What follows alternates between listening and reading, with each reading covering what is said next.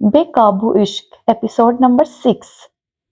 نعمان نامی شخص کے بارے میں سن کر ہدا کے چہرے پر ایک سایہ سا لہرایا تھا، جبکہ معاویہ کے چہرے کے تاثرات بھی بدلے تھے۔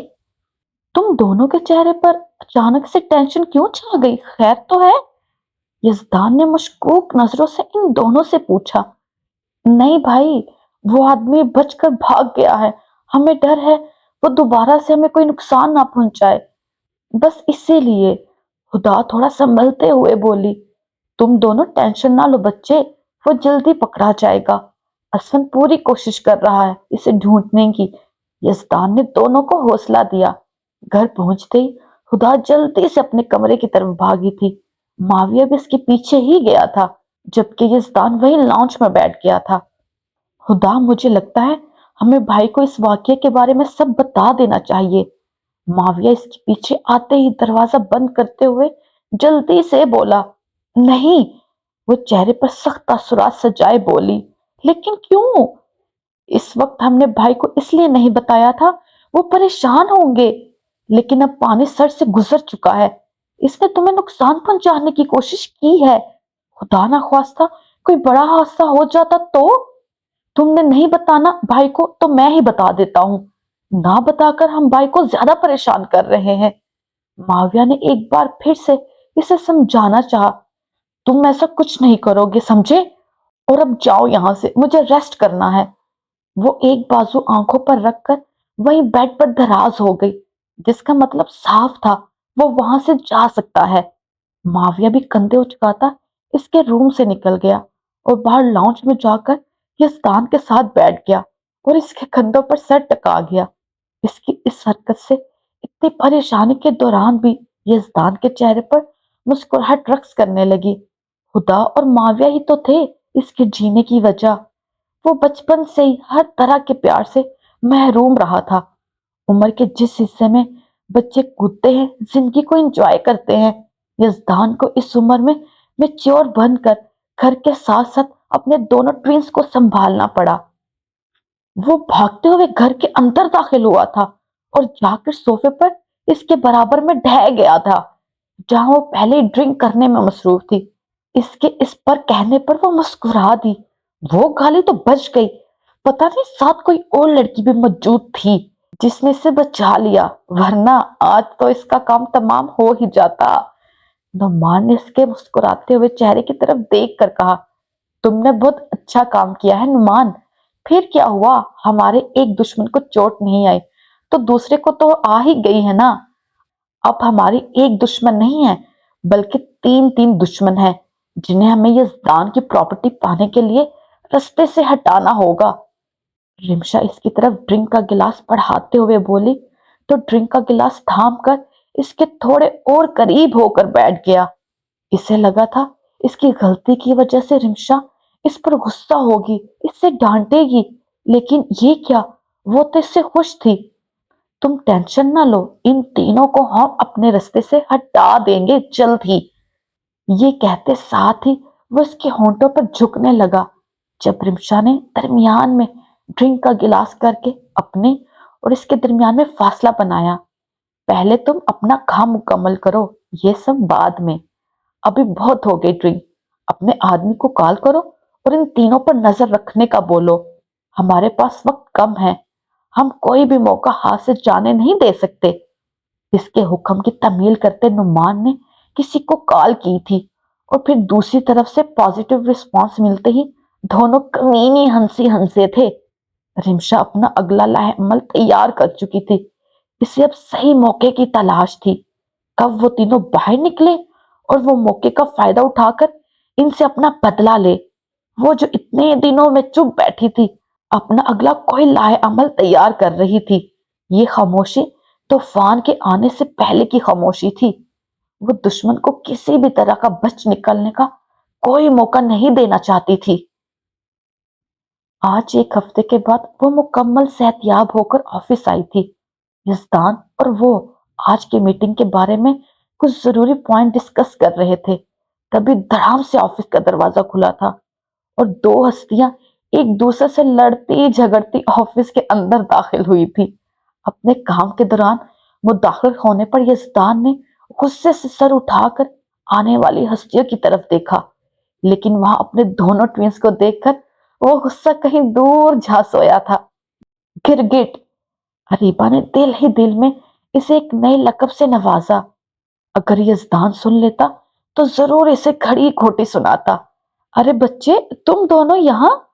यजदान ने अपनी दोनों बाहें फैलाकर इन दोनों से वहां आने की वजह पूछी। ब्रो, आप शायद कुछ भूल रहे हैं।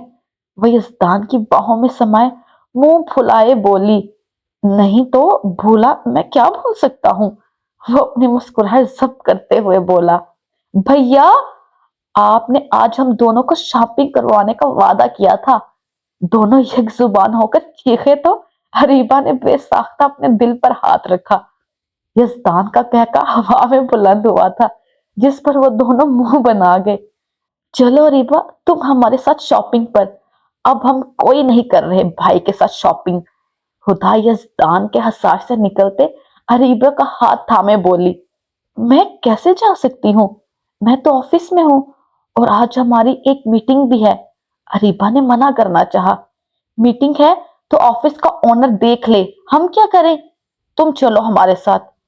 वो अपने भाई की तरफ देखते नाक चढ़ाए बोली, गुड़िया, मैंने कब कहा मैं तुम लोगों को शॉपिंग नहीं करवाऊंगा?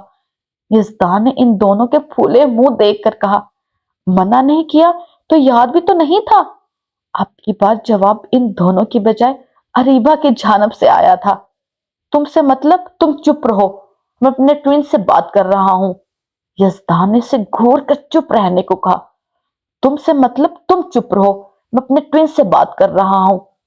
तुमसे मतलब तुम चुप रहो, मैं अपने ट्विन से बात कर रहा हूं। वो आपके बहन भाई होने के साथ साथ मेरे भी बेस्ट फ्रेंड्स हैं। अरीबा ने मुंह चढ़ाते हुए इसकी नकल उतारी। वैसे इनमें हमारी भाभी बनने के सारे गुण हैं, कैसे भाई के सामने हमारी साइड ले रही है?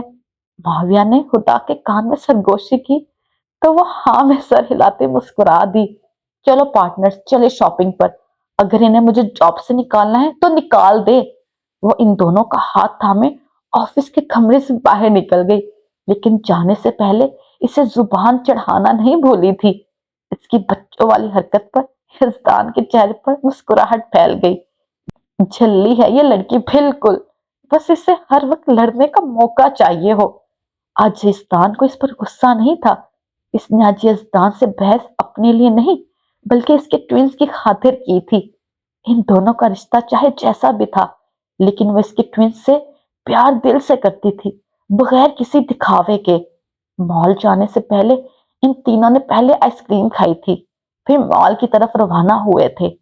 ऐसा भला हो सकता है अरीबा कहीं बाहर आए और बगैर आइसक्रीम खाए चले जाए? आइसक्रीम से भरपूर इंसाफ करने के बाद अब तीनों महल की तरफ रवां दवा थे। इस सारे वक्त में दो और नफूस भी थे जो इनका पीछा कर रहे थे। ये कहना गलत ना होगा कि साई की तरह इनके साथ थे। तीनों महल के अंदर दाखिल हुए तो वो नफूस भी बाहर बैठकर इनका इंतजार करने लगे। अभी इन्हें गए 1 घंटा ही हुआ था कि हुदा और माविया हाथ में एक शर्ट पकड़े झगड़ते हुए मॉल से बाहर निकले। कभी हुदा माविया से खींच रही थी तो कभी माविया हुदा से खींच रहा था। अरीबा भी इन दोनों के पीछे पीछे ही थी। अरीबा मॉल के दरवाजे पर खड़ी थी, जबकि वो दोनों थोड़ा आगे निकल चुके थे। अरीबा ने 5-10 मिनट इनके वापस आने का वहीं रुककर इंतजार किया, लेकिन जब वो वापस ना आए तो खुद भी इनकी तरफ ही चल पड़ी।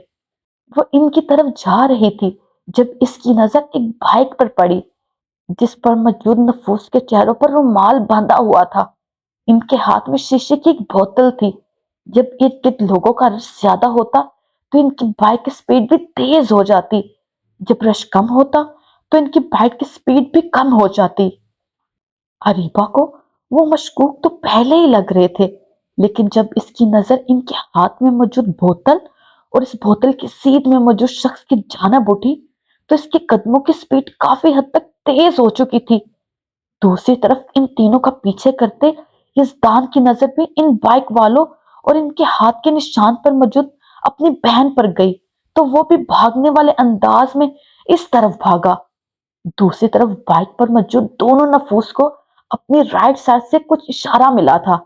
اشارہ ملتے ہی انہوں نے بائک کی رفتار تیز کر دی اور ہدا کے قریب پہنچ کر بوتل اس پر اچھالنے چاہی، لیکن اس سے پہلے ہی اریبہ ایک بار پھر اسے دھکا دے کر دور پھینک چکی تھی اور اس کا وار خود پر لے چکی تھی۔ بوتل سے ایسڈ نکلا جو اریبہ کے چہرے پر گرتے ساتھ ہی اس کے چہرے کی لیفٹ سائڈ کو جھلسا گیا۔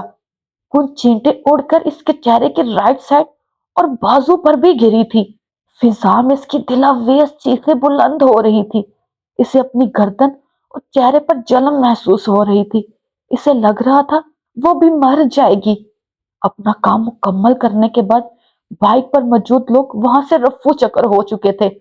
یزدان کو لگا تھا اریبہ نے ایک بار پھر سے اس کی بہن کی جان بچا لی ہے، لیکن اریبہ کی چیخیں اس کے دل پر کسی ہتھوڑے کی طرح لگ رہی تھی۔ اس سے تھوڑے فاصلے پر موجود رمشا اور نعمان کو اس کی چیخیں کسی ٹھنڈی پھوار کی طرح اپنے دل پر گرتی محسوس ہو رہی تھی۔ ایک بار پھر سے اریبہ کے رونے اور چیخنے چلانے کی آوازیں یزدان کے کان میں پڑی تو وہ ہوش کی دنیا میں واپس آیا اور جلدی سے اریبہ کی طرف بھاگا۔ نیچے زمین پر جھک کر اس کا سر اپنی گود میں رکھا جو درد کی وجہ سے بے ہوش ہو چکی تھی۔ لوگوں کی بھیڑ میں موجود ایک بزرگ ایمبولینس کو بھی بلا چکا تھا۔ ایمبولینس کے وہاں پہنچتے ہی یزدان اسے اپنی گود میں بھرے ایمبولینس کے اندر بیٹھا تھا۔ ہاسپٹل مال سے زیادہ دور نہیں تھا، اس لیے وہ لوگ 20 منٹ کے اندر ہاسپٹل موجود تھے۔ ان کے جاتے ہی لوگوں کا رش بھی وہاں سے کم ہونا شروع ہوا تو وہ دونوں بھی خود کو سنبھالتے اپنی کار میں بیٹھ کر ہاسپٹل کی طرف روانہ ہو گئے۔ چونکہ یہ ایک پولیس کیس تھا اس لیے یزدان رستے میں ہی اسون کو کال کر کے وہاں بلا چکا تھا۔ اسون کے پولیس یونیفارم میں وہاں موجود ہونے کی وجہ سے زیادہ پوچھ گچھ نہیں کی گئی تھی۔ اسے ڈائریکٹ آئی سی یو میں شفٹ کر دیا گیا تھا۔ جاری رک جائے آپ نے اس ویڈیو کو لائک کیا؟ نہیں کیا نا تو پلیز لائک کر دے، اور چینل کو سبسکرائب کیا؟